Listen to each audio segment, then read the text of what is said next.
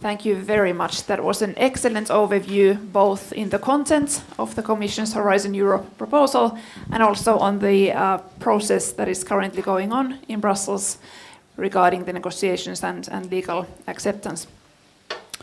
Before I open the completely open discussion, if I would have the other microphone somewhere, I would.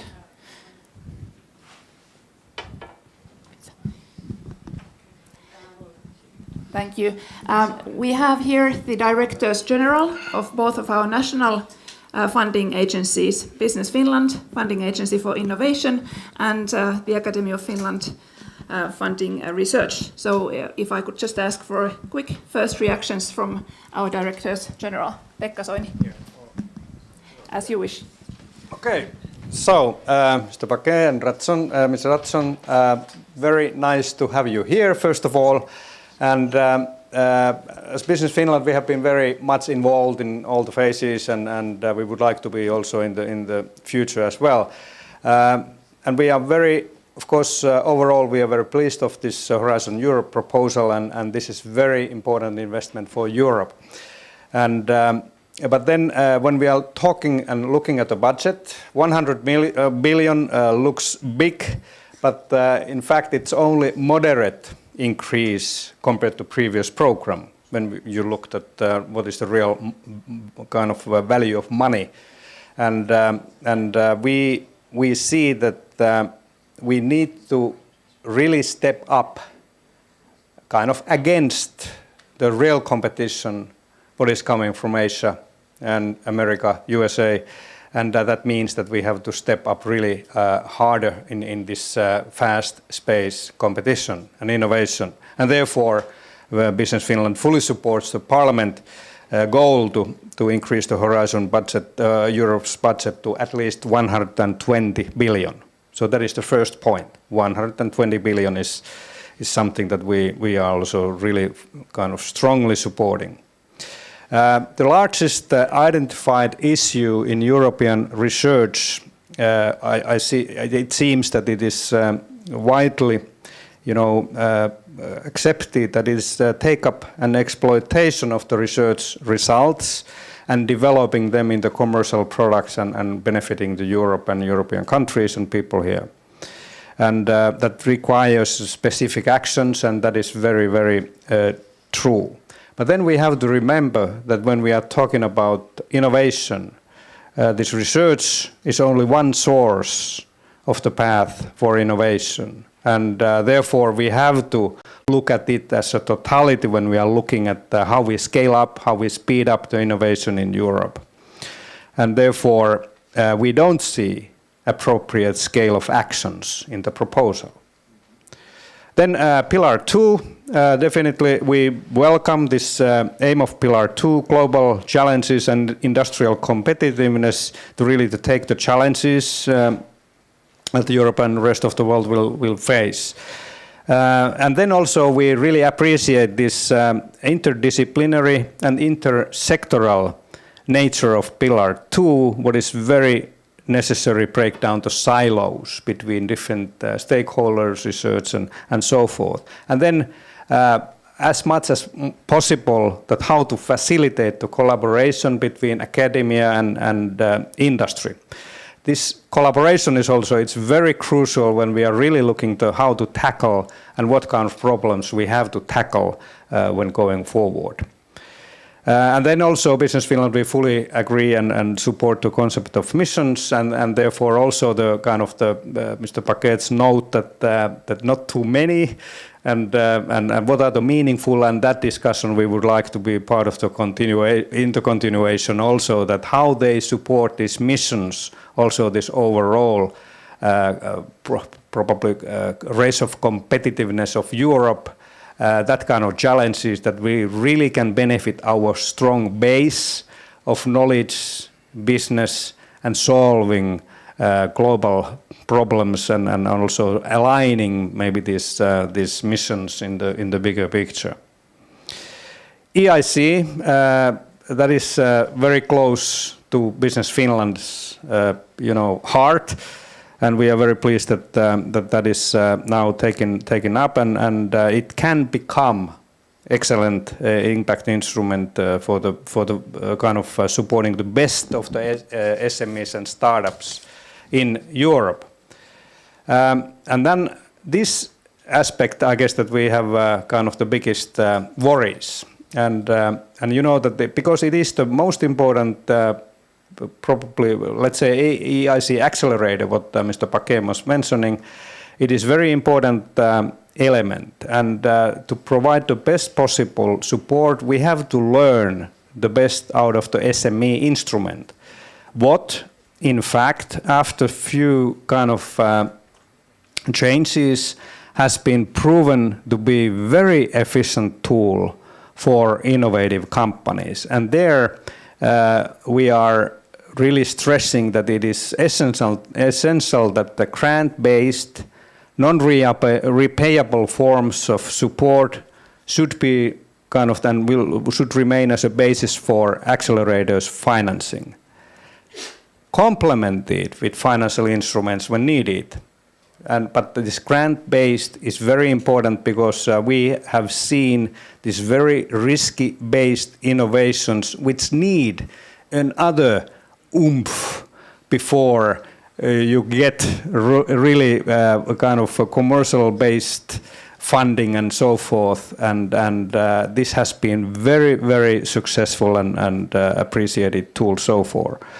And then also adding to top-level services, what is very important that you know that SMEs, when they grow, it is not only the kind of the funding of the kind of company R&D, but also the capability development is crucial when they get further.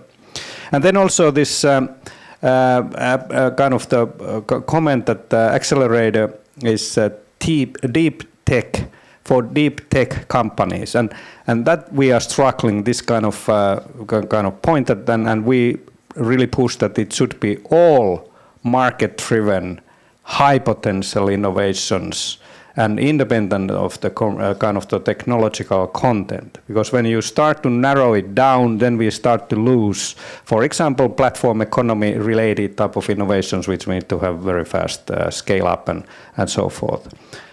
So that's another very important point. And then, you know, in the end, that we would like to continue the working with you. And then, as a small country, Finland, we have a great piloting kind of environment, and we have proven track record also that what kind of innovation funding tools and combination of funding tools and services work. So we have impact studies and a lot of experience there. So we are at your service.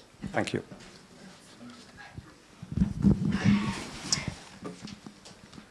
Thank you, Mr. Paquet and Ms. Ratso, for excellent presentations. I was especially delighted to hear a clear description of what the discussion on the legal base actually means. Thanks. So Horizon 2020 has been a success, and in that way kind of continuing for Horizon Europe in the terms evolution, not revolution, makes a lot of sense. And we are at the Finnish Research Council, the Academy of Finland, we are of course very happy to see that the budget is supposed to increase. I share with Pekka the idea that it could be even larger. It's something of a communication problems when you start talking about 100 billion. It sounds like a lot, but then you start dividing it by the number of years and by the number of countries. You actually end up noticing that, well, okay, it's a lot of money, it's a huge amount of money, but still European-wide for that period of time. It's not really a great amount of money. So Horizon 2020 has been a success, and now when kind of looking at how these things are changing overall at the Academy of Finland, we are reasonably happy with how the changes reflect the changes in the context of these activities. So when you look at what's happening in the context of research and innovation in Europe, we see that the importance of these things have grown. The kind of scenery in innovation and research has changed a lot. For example, one just has to say one word, China. Things have changed in 7 years quite a lot. Also there, when you look at how these innovation activities in themselves are changing, we see lots of big developments. Open science, multidisciplinarity is the current norm. It's no longer an exception, and so on. For innovation companies, we see lots of changes that even small companies are now much more active in breakthrough innovations than they used to be, let's say, 10 years ago. So changes in the environment for research and innovation, and are these reflected in the proposal? To us, it seems that yes, they are quite well reflected there.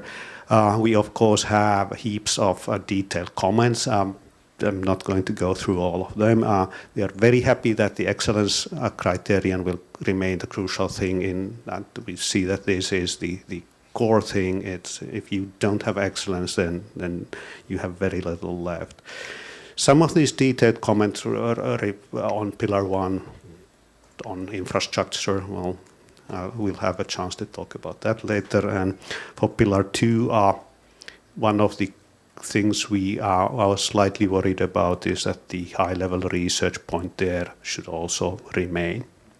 And then for Pillar 3, the role of FET Open, if it moves there.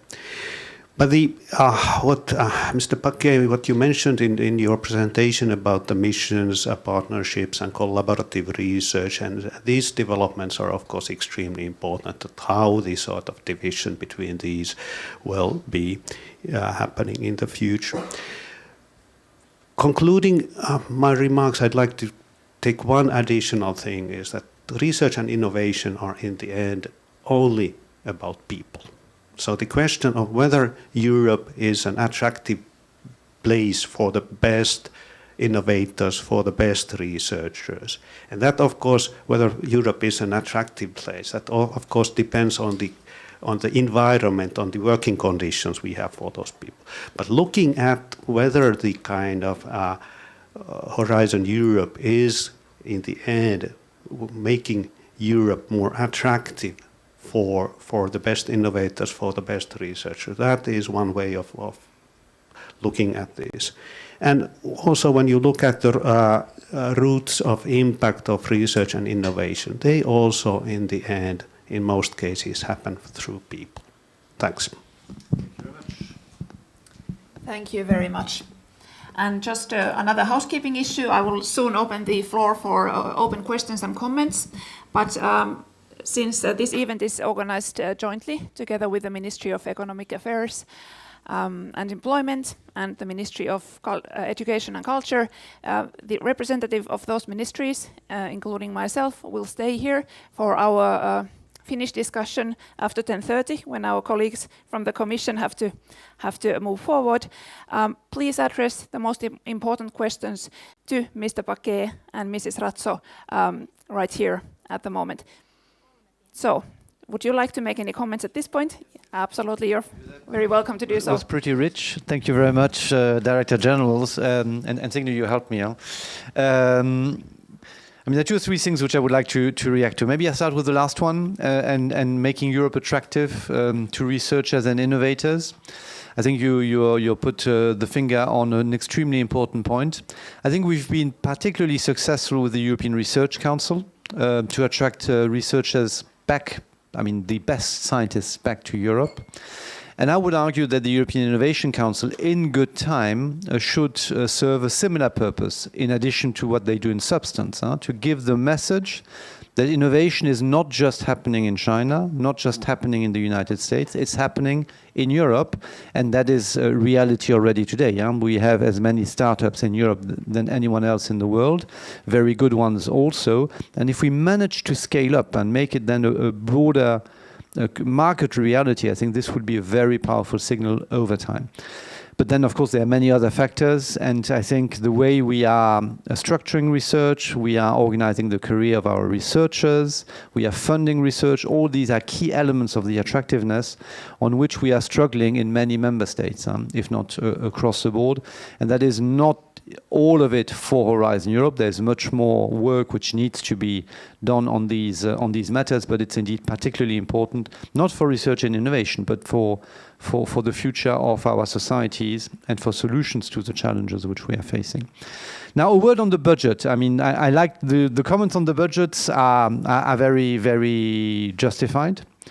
And let me just tell you how Carlos Moedas deals with that, because I like it quite a lot, I must say. So when he was in the parliament at the outset, this discussion took place, and so he said, well, because in the Lamy report, which you probably are familiar with, I mean, the numbers floated were 80 billion, 120 billion, 160 billion.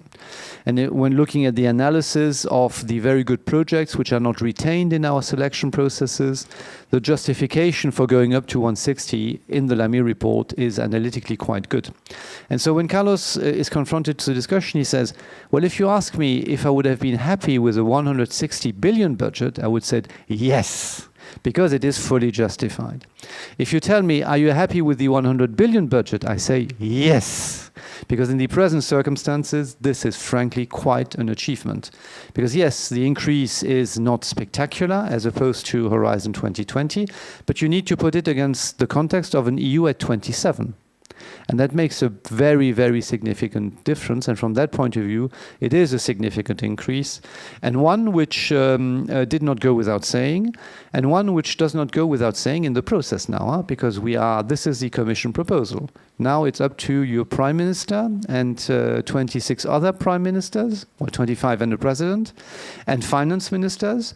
And I think it's very important that this is discussed in the broadest possible context, and that you speak up and continue to speak up.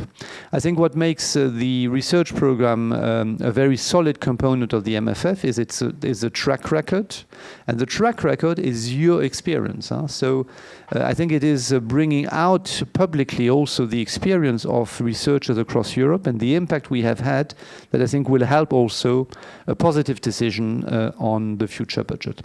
The second comment on the budget is you put it very clearly, very rightly, it's 15 billion a year. I don't want to divide this by 27. It's 15 billion a year. 15 billion a year, today it's 12, more or less. So it's an increase, but it's still 15 billion a year in an overall research and innovation investment in Europe, which is, depending on the studies, between 200 and 300 billion. So it's an important component, it's a fraction only. And that means two things. We need to work across European industries, across national systems, to develop that investment as much as we do the European one. But also we have, of course, a particularly high responsibility to ensure that this focused amount has maximum leverage and structuring impact. And I think that's what Horizon Europe aims at improving further, I think successfully, at least analytically, in the design of the program. And thirdly, these 15 billion need to be put in a slightly broader context, which is the full MFF. I mean, Signe said it very well earlier on. In reality, there's not a single part of the overall budget proposal which is not related to research, innovation, and investment. If you look at the Digital Europe program, Connecting Europe facility, that's completely straightforward. That's TRLs 8, 9, and beyond. If you, of course, the structural funds, 48 billion today of the structural funds go into research and innovation, so massive source of funding. The Juncker plan, the European Strategic Plan for Investment, which IACI is promoting, tomorrow called InvestEU, is also, of course, a particularly powerful instrument. It's several hundreds of billions of euros which are aimed at investments into SMEs and into innovation. Just a footnote, the Juncker plan today, so it was you maybe were involved in these discussions at the beginning of Horizon 2020, where 2 billion were used from Horizon 2020 to feed into the guarantee part of the Juncker plan. Very difficult discussion with the research community at the time, I'm told, I wasn't there. The net result today is more than 70 billion euros of deals signed. So not all of it is yet fully in the economy, but they are signed deals for SMEs, for infrastructures. CERN has one budget line, for example. Some universities do it as well. Of course, it's not grant funding. It's not necessarily exactly the same stakeholders, but the investment generated into research and innovation is spectacular, and that will also be possible under InvestEU. But beyond these relatively traditional programs, which are well identified, which we are not using enough, which you are not using enough, I think the research and innovation community, Business Finland, others, need to look at the broad range of resources in the EU. It's not easy. Our programs are not always calibrated to facilitate it, I must say. We've done a particular effort, as Signe said, to connect the various programs this time round. I'm not entirely sure we were successful, let me say it. Because, of course, each of us in the Commission was preparing its program, and then in the end phase, we were trying to connect them intelligently. But the process was very tight in terms of timing, so I'm not sure that we completely got there. So look at that if you're interested. Look at it and tell us where we got it right, and tell us where we can still improve it. There is months ahead of us to work in Council and Parliament to ensure that these synergies work. It's very important. It's about aligning or making compatible objectives, making timelines compatible, and making instruments compatible. Not identical across programs, but compatible. And that if the legal base doesn't say it explicitly in implementation, whatever then the energy you put into it, it is very difficult. So synergies are really key. And as I said, look beyond. Look at the LIFE program. Look at the agricultural policy. Look at the social fund. Look even at economic and monetary union. You have in the economic and monetary union package, we have a very substantial program called the Reform Delivery Tool to support structural reforms. And structural reforms also cover innovation and research systems. It's across the European semester in nearly all member states, and it is also eligible for EU support. So I think out of synergies, we will go beyond this 15 billion. But again, I think the responsibility is a shared responsibility between industry and public funders, but also between member states and the Commission. Thanks a lot for your comments on the EIC and on the accelerator. I think this is, an ongoing discussion. I'm well aware that here in Finland, but also in many member states, there's a lot of interest to ensure that we don't lose the benefits of the SME instrument. And I can very well see the argument, and we looked into that. And I would argue that our proposal to a large extent is a continuity of the SME instrument, but it does change it, you're right. And so I think we will need to see in the interinstitutional negotiations whether our analysis convinces you or whether the Council, and the discussion takes place also in the European Parliament, as you know, whether we will adjust course to an extent. What we have tried to do is indeed to move the entire instrument beyond incremental innovation into disruptive innovation. That's a change indeed between the SME instrument and the accelerator, and to an extent the Pathfinder as well, but the accelerator particularly. Now, of course, I also realize in the discussions which are now taking place that the delineation between incremental and disruptive is not straightforward. Which also means that probably you're not in a major difficulty with the proposal now, because disruptive will be also in all likelihood understood in a relatively broad sense. The cursor is more on the disruptive side than on the incremental side. I don't think it excludes most of the innovations which were carried out under the SME instrument, because a number of those were more than incremental. They today were already often of a rather disruptive nature. But that's a balance which I think now is being discussed. So that is politically, I don't think that this is politically particularly deeply problematic. The question is to get it right. The second item is on grant funding. And here again, I think the disagreement or the positions are not that far apart. There is still very substantial grant funding under the accelerator. In fact, the bulk of the money of the budget will go into grants, because we agree with you that in many cases the research need remains very deep, and this is public funding. It will not be done, except in a few cases, by capital markets or by bank financing, because the inherent risk of research is so high that you need public funding at that stage. And this is why grant funding remains the cornerstone of the accelerator.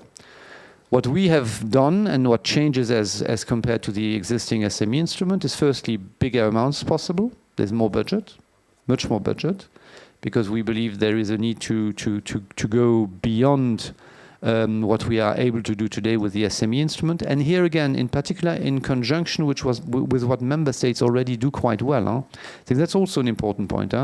We should not look at Horizon Europe in absolute terms. We need to look at it in combination or in complementarity with what member states should do, and what many, not all, but most member states are already, and what you are doing particularly well in Finland. So we need to add to that. We need to add value, and we need to complement. And here we believe that it's an issue of size on the one hand, so it will be better funded.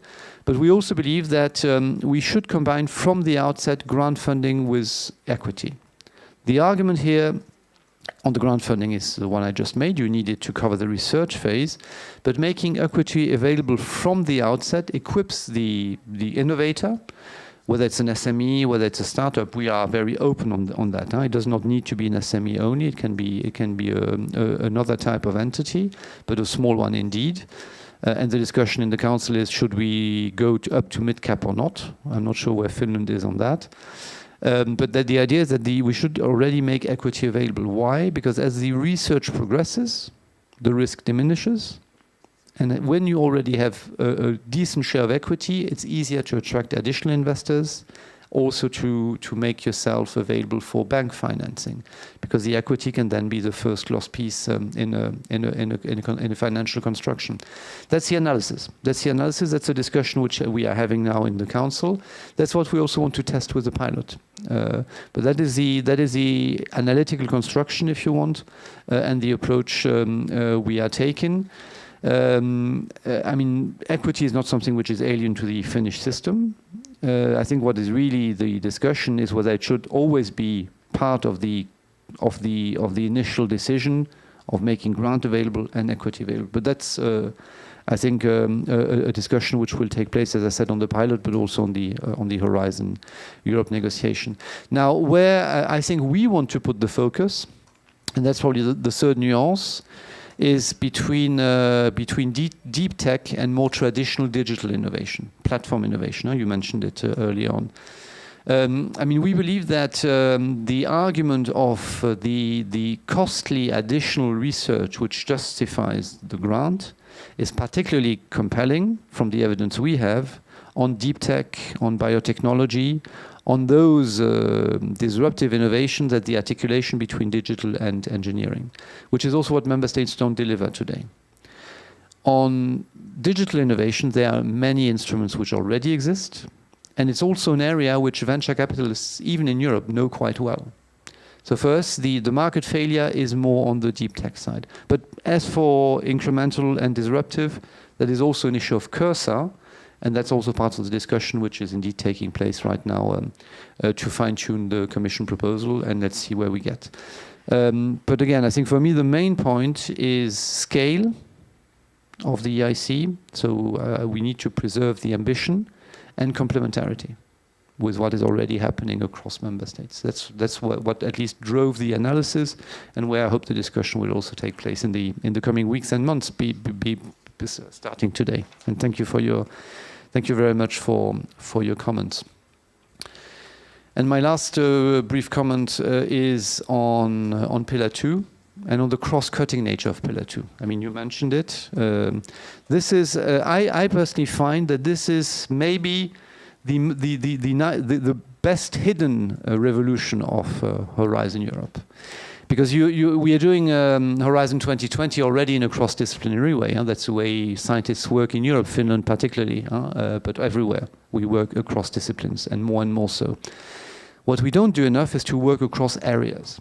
And that's what Pillar 2 does. You have these 5 clusters, and these 5 clusters are not cut into small pieces. You don't have 50 small budgets. And more important, in the Commission, you don't have 10 or 15 departments running these small bits.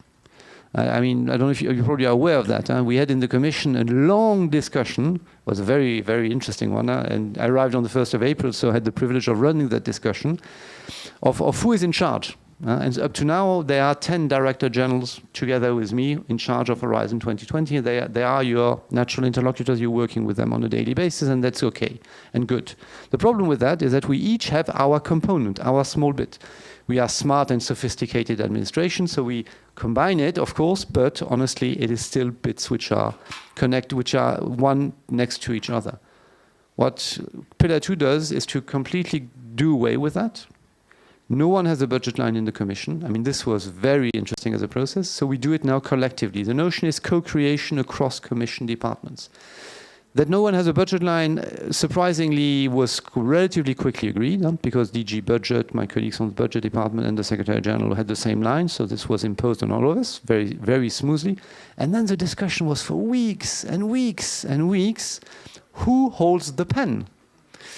And for weeks and weeks and weeks, I said, no one holds the pen. We do it together. And we are now starting to do that. And I can already see that it will create a completely different result.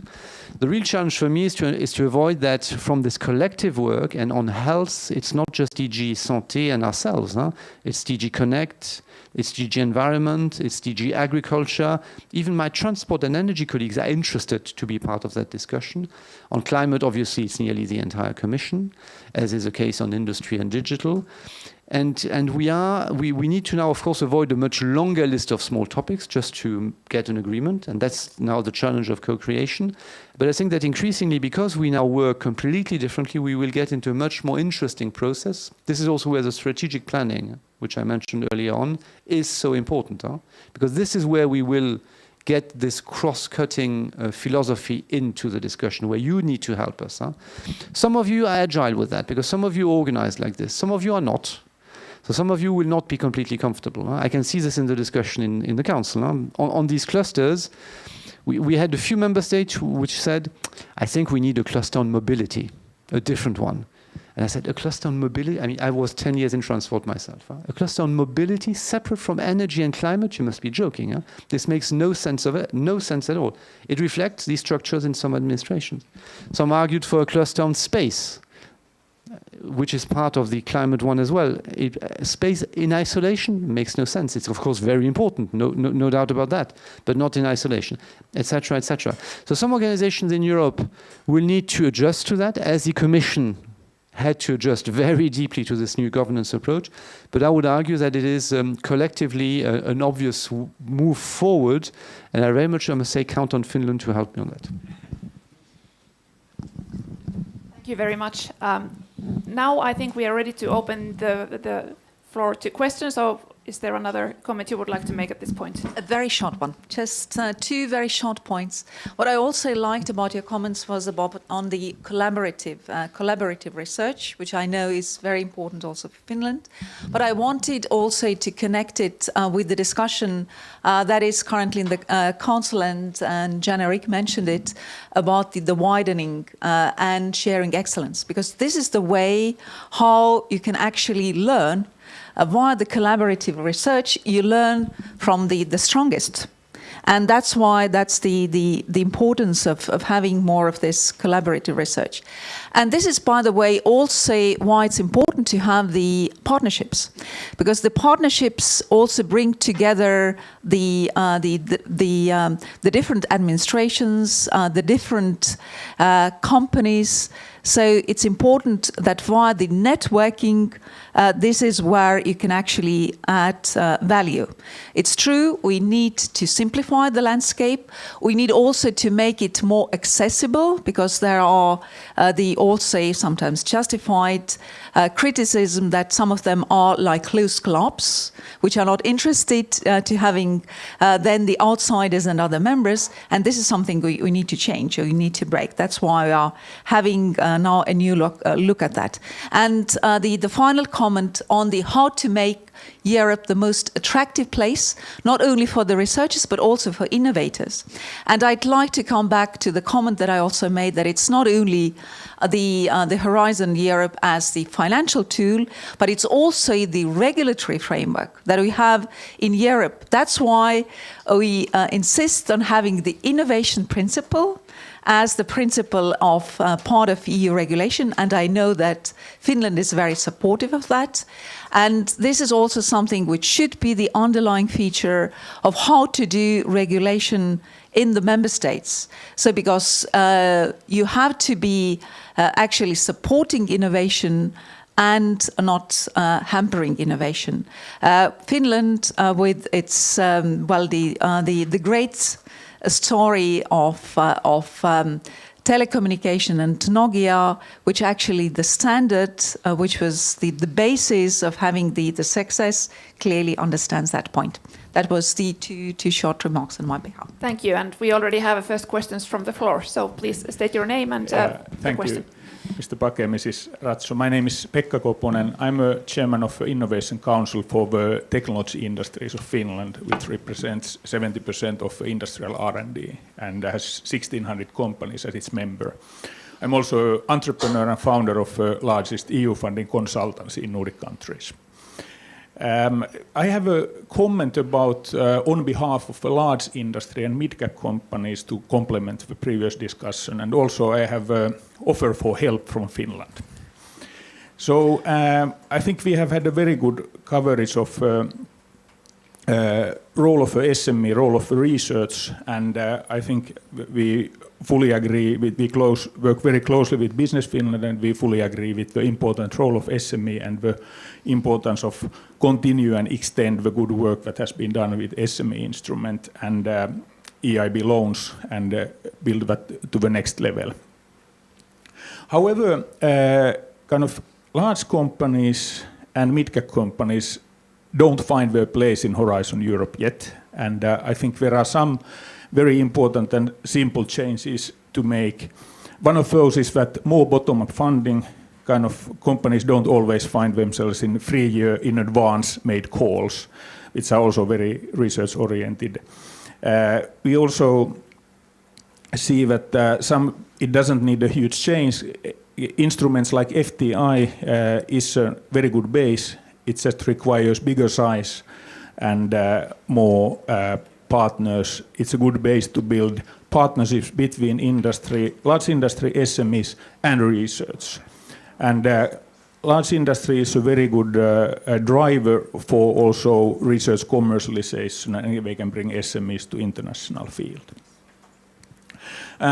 So by and a half humorous note, but we would like to offer our help, as in 12 months from now we are in the middle of a Finnish presidency, and last presidency 2007 Finland started the first large-scale platform. Artemis was created during our presidency in an industrial kind of PPP, where Nokia and Business Finland's predecessor Tekes put together the first seed funding for it, and actually kind of that was the kicked the start for building all the other industrial platforms. And okay, it's not our fault if there are too many at the moment, and you need to start kind of simplifying that. But my question to you is that kind of what can we do to help during our next year's presidency to make sure that Horizon Europe becomes a success?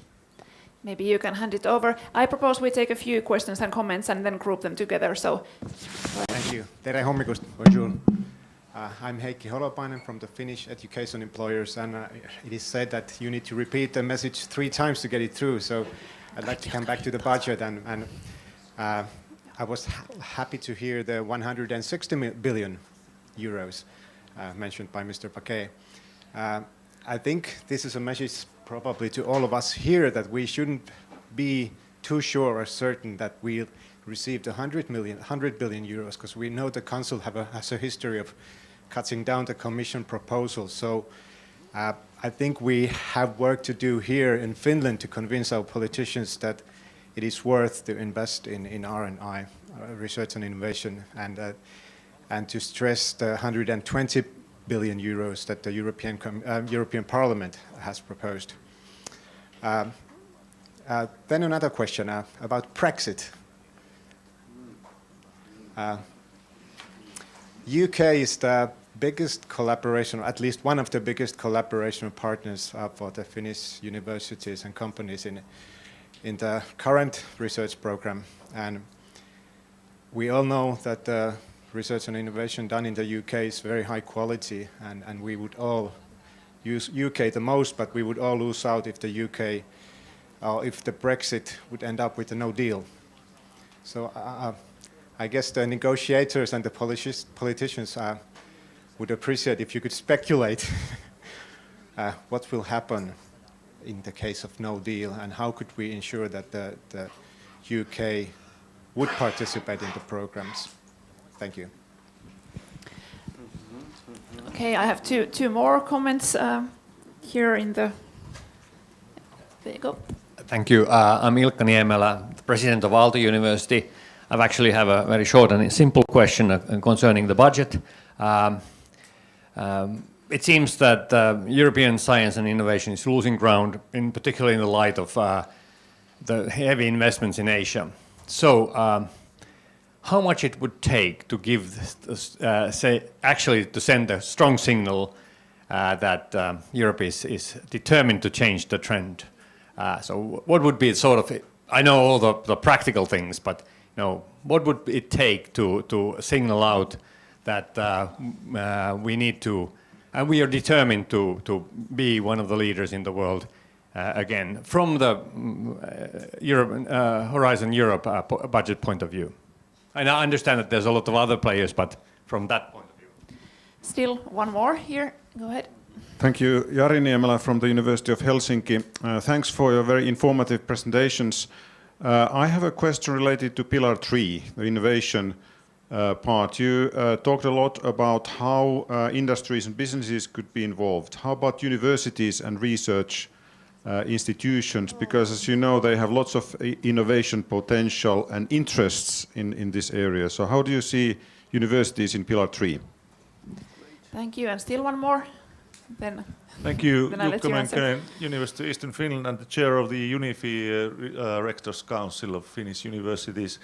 On the continuation, the previous comments, I think we have a great chance in Horizon Europe now to at least try to promote a new type of culture, operational culture, by combining this Pillar 1 and Pillar 3 through this Pillar 2.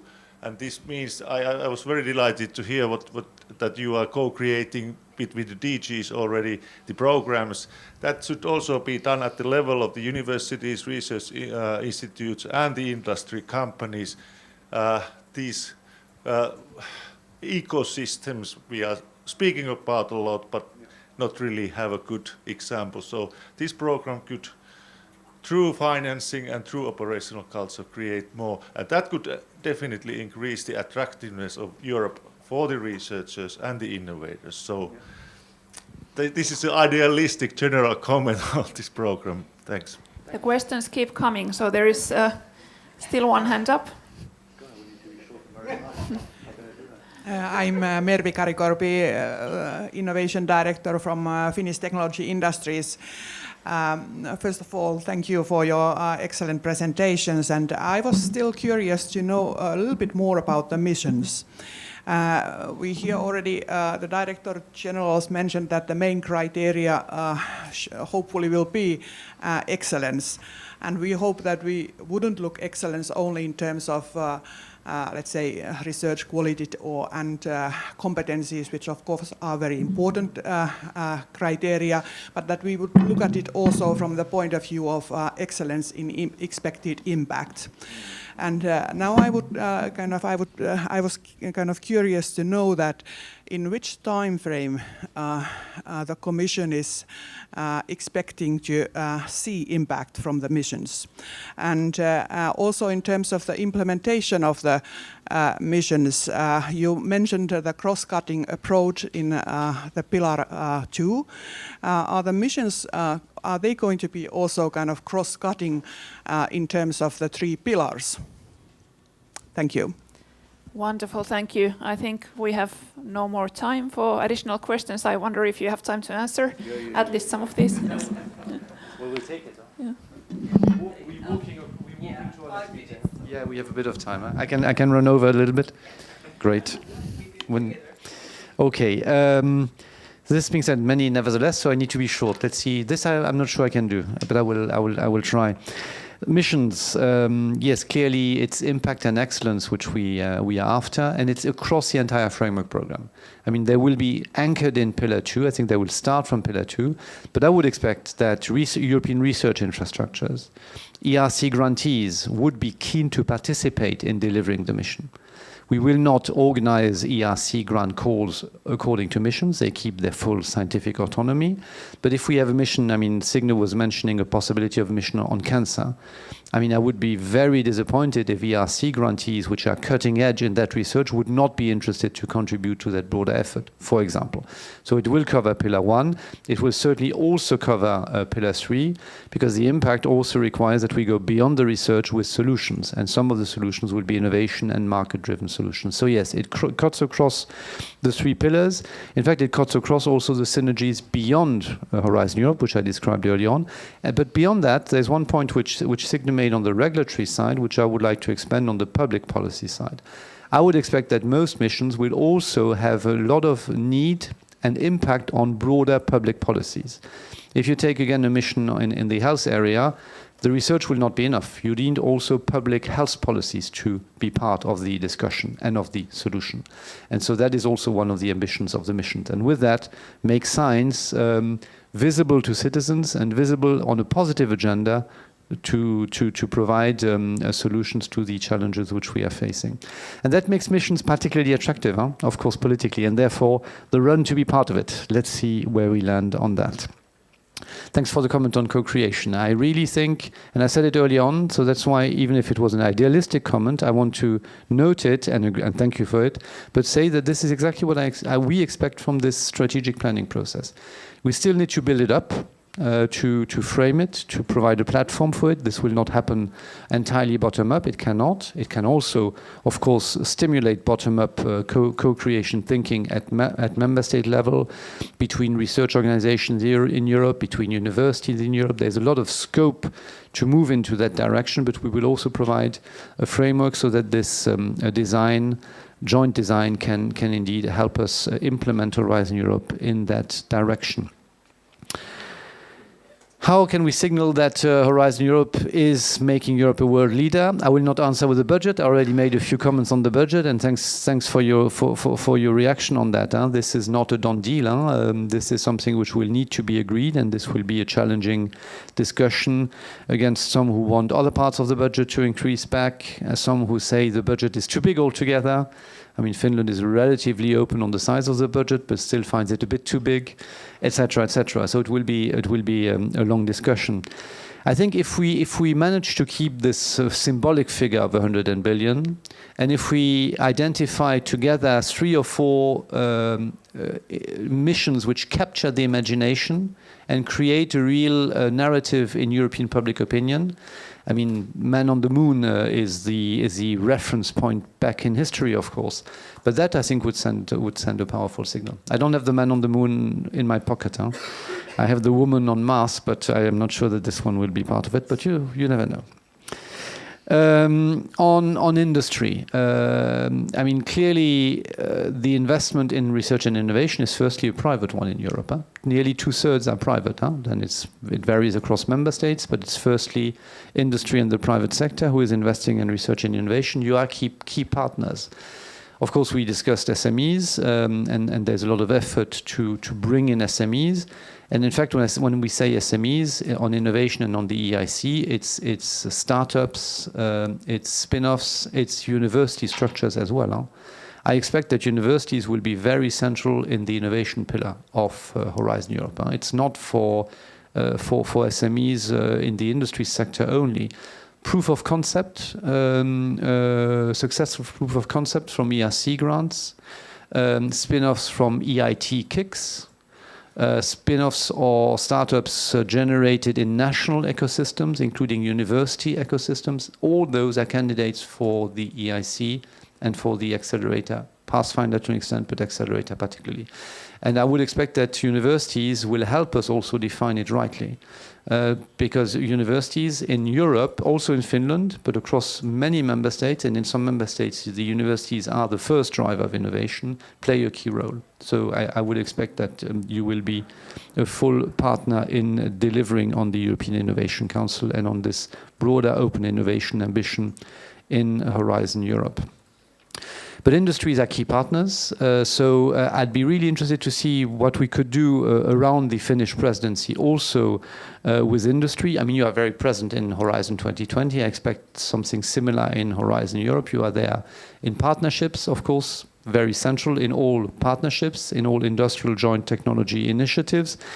I also hope that we can be smarter on collaborative research, on bringing industry directly or through research organizations also more into collaborative projects. It's happening in some areas of research, not everywhere, But there is no reason why we could not be more agile on that.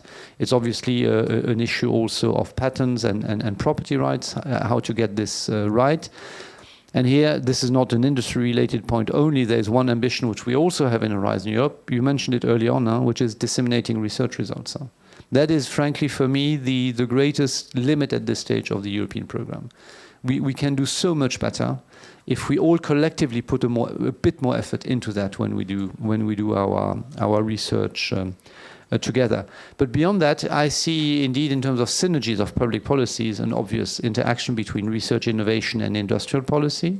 There's a lot of work ongoing in Brussels across the two policy areas. You were certainly involved in the industry days, which brings in research and innovation as well.